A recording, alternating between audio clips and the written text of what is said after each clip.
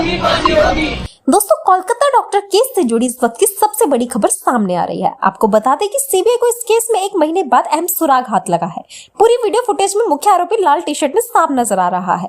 पहले अंदाजा लगाया जा रहा था कि ये शख्स अस्पताल का स्टाफ हो सकता है, लेकिन सीबीआई जांच में पता चला कि इस शख्स को कोई नहीं जानता था, जिससे शक की सुई इसी तरफ घूमी। अब इस पर बड़ी खबर सामने आई है और वह फुटेज भी मिल गई है जिसमें मुख्य आरोपी को देखा जा सकता है। दूसरी तरफ सीबीआई ने सेमिनार हॉल तोड़ने वाले गुंडों को गिरफ्तार कर लिया है और उनसे कई दिनों से पूछताछ कर रही है। सीबीआई की टीम ये पता लगाने की कोशिश कर रही थी कि सेमिनार हॉल तोड़ने की इजाजत किसने दी थी और इसके लिए कौन जिम्मेदार था। अब इनमें से कुछ अपराधियों ने अहम नामों का खुलासा किया है जो इस घटना की योजना बनाने के पीछे थे।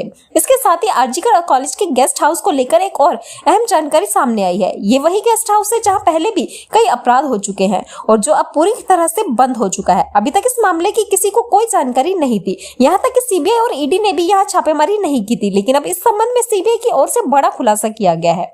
इस बीच आरोपी संजय रॉय को कोर्ट से फिर बड़ा झटका लगा है। इस मामले में सीबीआई की ओर से दर्ज 4 मुकदमों के आधार पर कोर्ट ने बड़ा फैसला सुनाया है। इस फैसले से जुड़ी हर अहम जानकारी और ताजा अपडेट के बारे में हम इस वीडियो में विस्तार से चर्चा करेंगे। दोस्तों, 1 महीने की जांच के बाद अब सीबीआई को ऐसे सबूत और ऐसे वीडियो मिले हैं जिससे ये बात पुख्ता हो गई है कि जल्द ही डॉक्टर बिटिया के उन दरिंदों को फांसी की सजा मिलने वाली है। अब बहुत जल्द डॉक्टर बिटिया को इंसाफ मिलने वाला है। आपको बता दें कि इस मामले में 1 महीने बाद आखिरकार सीबीआई को बड़ी मुश्किल से प्रिंसिपल संदीप घोष का लैपटॉप मिल गया और इस लैपटॉप में ऐसे सबूत और ऐसे वीडियो मिले हैं कि सीबीआई भी उन्हें देखकर चौंक गई है। ये जानकारी इतनी चौंकाने वाली है कि आप सुनकर चौंक जाएंगे। दोस्तों, यकीन मानिए, सीबीआई को संदीप घोष के लैपटॉप से जो सबूत और वीडियो मिले हैं उनसे ये बात पुख्ता हो गई है कि इस पूरी घटना का मास्टरमाइंड कोई और नहीं बल्कि खुद संदीप घोष ही है। इसके इशारे पर ही इस घटना को अंजाम दिया गया था। दोस्तों, सीबीआई को घटना के 1 दिन बाद टूटे हुए बाथरूम में भी कुछ अहम सबूत मिले हैं। हम इस पूरे मामले की तब तक तह तक पहुंचेंगे और आपको विस्तार से बताएंगे, लेकिन वीडियो में आगे बढ़ने से पहले मेरी आपसे एक गुजारिश है कि अगर आप इस डॉक्टर बिटिया को न्याय दिलाना चाहते हैं, तो डॉक्टर बिटिया के लिए उन क्रूर लोगों को फांसी की सजा दिलाना चाहते हैं, तो वीडियो को बिना स्किप किए आखिर तक देखें।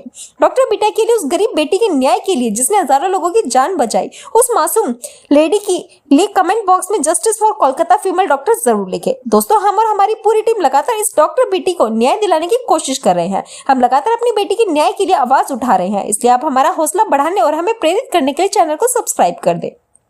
दोस्तों, इस केस में 3 सबसे बड़ी खबर सामने आई है जिनके बारे में आज वीडियो में विस्तार से बताने जा रहे हैं। उनमें से सबसे अहम खबर यह है कि आरजीकर कॉलेज के अंदर एक गेस्ट हाउस का राज खुल गया है। ये वही गेस्ट हाउस है जिसके बारे में अब तक सीबीआई और ईडी को भी नहीं जानकारी थी। यहाँ तक कि कोई भी छापेमारी हुई उसमें अब तक कोई सबूत नहीं मिला था। इसके बारे में पता था, लेकिन अब जो जानकारी सामने आई है वह चौंकाने वाली है। पता चला है कि आरजीकर कॉलेज के अंदर स्थित ये गेस्ट हाउस वही जगह है जहाँ पर सारे अपराध होते थे और वहाँ सारे बाहरी लोगों का प्रवेश वर्जित था। इसके अलावा यह भी बताया जा रहा है कि इस गेस्ट हाउस में अंगों की निवासी और तस्करी भी की जाती थी और यहाँ पर अश्लीलता और वीडियोग्राफी भी की जाती थी। यानी इस गेस्ट हाउस में सारे आपराधिक गतिविधियों को अंजाम दिया जा रहा था।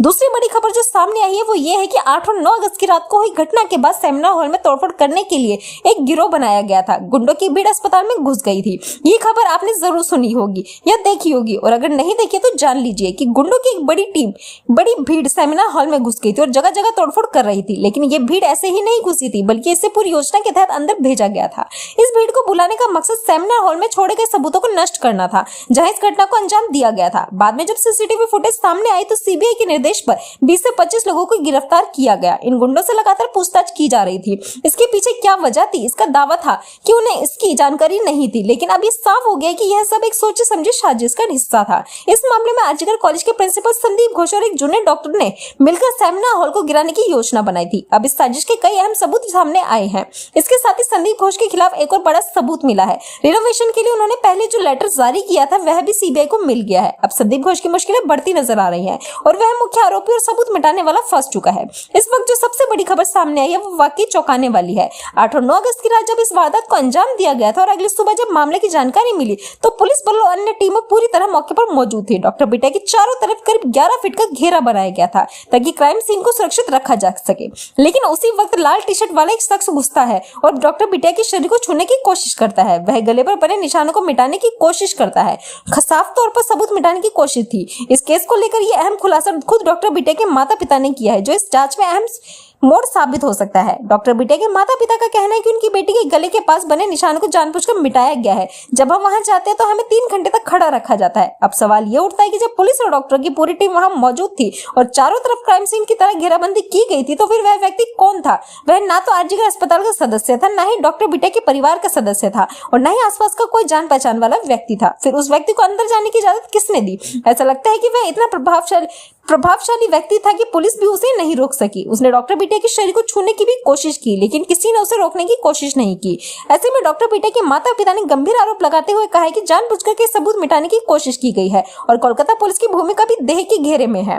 डॉक्टर बिटिया के माता पिता का यह भी कहना है कि शीट में लिखा था कि वे सुबह 10 बजे पहुंच गए थे, लेकिन हकीकत यह है कि वहां दोपहर 1 बजे पहुंचे थे। इसके बाद भी उन्हें दोपहर 3 बजे तक अपनी बेटी को देखने को मौका नहीं मिला। सवाल ये उठता है कि अगर डॉक्टर बिटिया के माता पिता को इतने लंबे समय तक अपनी बेटी के पास जाने की इजाजत नहीं थी, तो फिर लाल बत्ती क्यों थी? टी शर्ट वाले व्यक्ति को इतनी आसानी से अंदर क्यों आने दिया गया था? इससे ये साफ होता है कि मामले को दबाने और सबूतों को नष्ट करने की सुनियोजित कोशिश की गई थी। अब एक और अहम सवाल उठता है कि अगर कोलकाता पुलिस सच बोल रही है तो वह शख्स कौन था जो डॉक्टर बिटिया के परिवार का सदस्य बनकर सुबह 10 से 11 बजे के बीच अंदर घुसने की कोशिश कर रहा था? कोलकाता पुलिस का दावा है कि डॉक्टर बिटिया के परिवार के सदस्य सुबह 10 बजे ही वहां पहुंच गए थे, लेकिन अगर वह उस वक्त वहां नहीं पहुंचे थे तो उनकी पहचान बनाकर वहां कौन मौजूद था?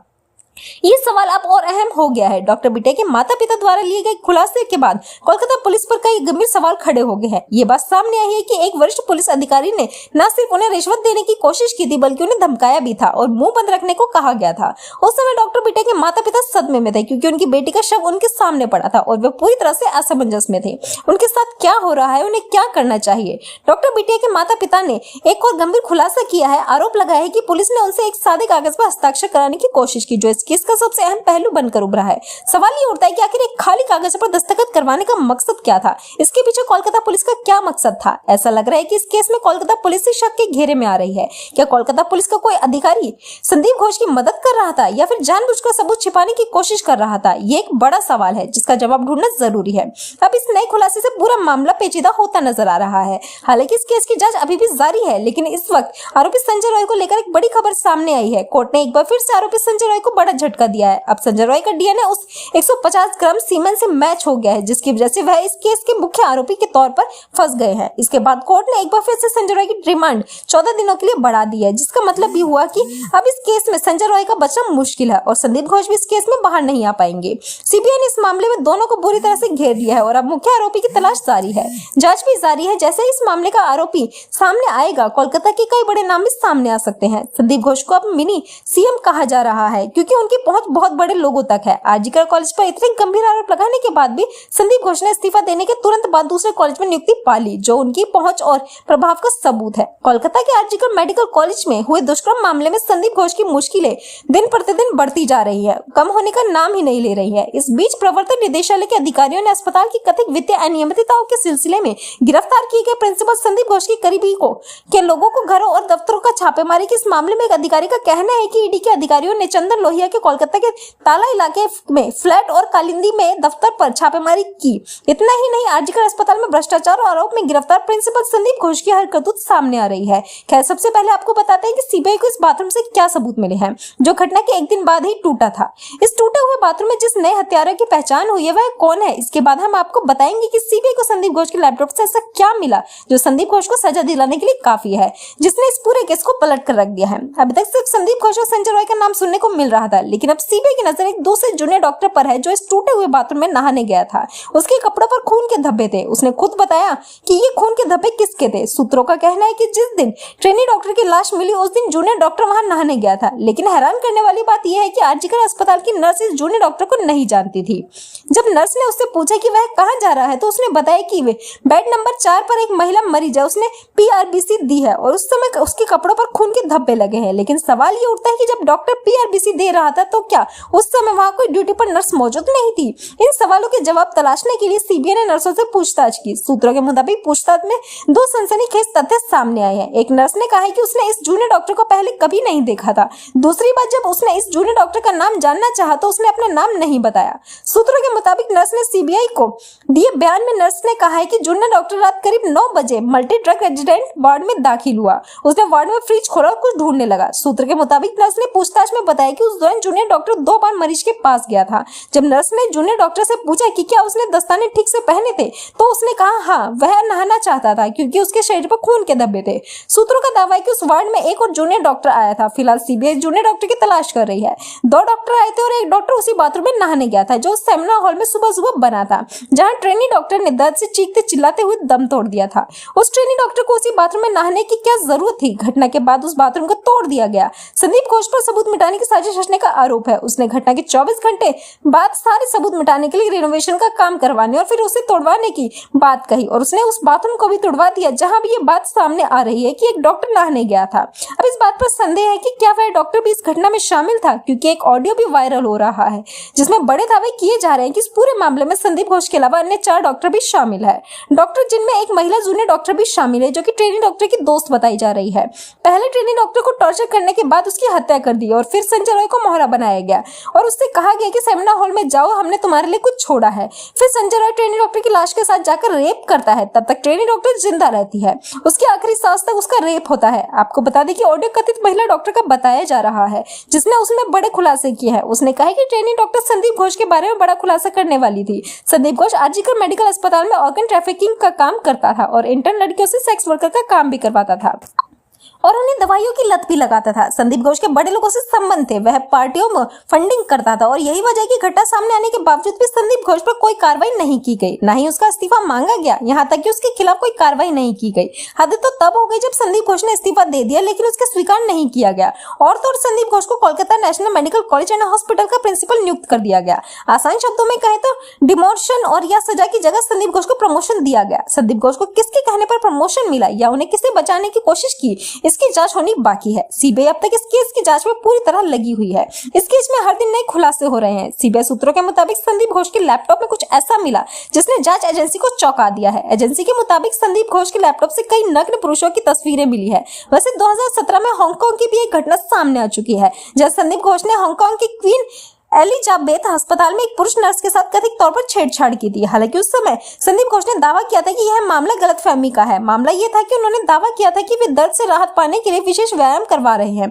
इस बार आरजी टैक्स घोटाले के संदर्भ में सूत्रों का कहना है कि संदीप के लैपटॉप में कई पुरुषों की नग्न तस्वीरें मिली है। संयोग से संदीप घोष ने सीबीआई के डर से इस लैपटॉप को बेला घाटा स्थित अपने घर में कहीं और छुपा दिया था, लेकिन अब सीबीआई ने संदीप घोष के एक रिश्तेदार के घर ये लैपटॉप बरामद किया है। उस लैपटॉप की कई फाइलों में पैसों के लेन देन के विभिन्न स्रोत मिले हैं जो टेंडर से जुड़े डिजिटल दस्तावेज भी है। सूत्रों के मुताबिक ईडी की टीम ने कोलकाता की अन्य जगहों पर भी छापेमारी की। ये संदीप घोष के पिता सत्य प्रकाश घोष के घर भी गई और वहां भी तलाशी ली। मिली जानकारी के अनुसार कई जिलों में ईडी की छापेमारी चल रही है। इसके अलावा उन्होंने कहा कि ईडी आरजीकर अस्पताल को उपकरण आपूर्ति कराने वाले एक अन्य संस्थान से कार्यालय के भी दस्तावेजों की जांच की जा रही है। सरकारी अस्पताल और संस्थान के बीच कुछ संदिग्ध लेन देन है। जांच के दौरान पता चला कि पूर्व प्रिंसिपल डॉ.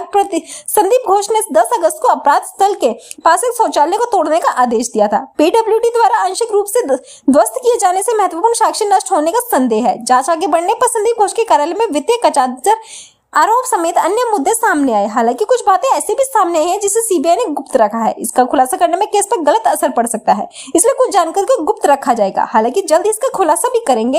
इस मामले की जांच तेजी से चल रही है, लेकिन जब तक इस मामले में पूरा न्याय नहीं मिल जाता, हमें अपनी आवाज नहीं दबानी चाहिए और न ही चुप रहना चाहिए। हमें ये याद दिलाते रहना चाहिए कि हम इस केस में अभी तक न्याय नहीं मिला है। इसलिए आप सभी से अनुरोध है कि कमेंट बॉक्स में अपनी आवाज उठाएं और जस्टिस वी वांट जस्टिस जरूर लिखें। इससे ये स्पष्ट हो जाएगा कि हम सभी एकजुट हैं।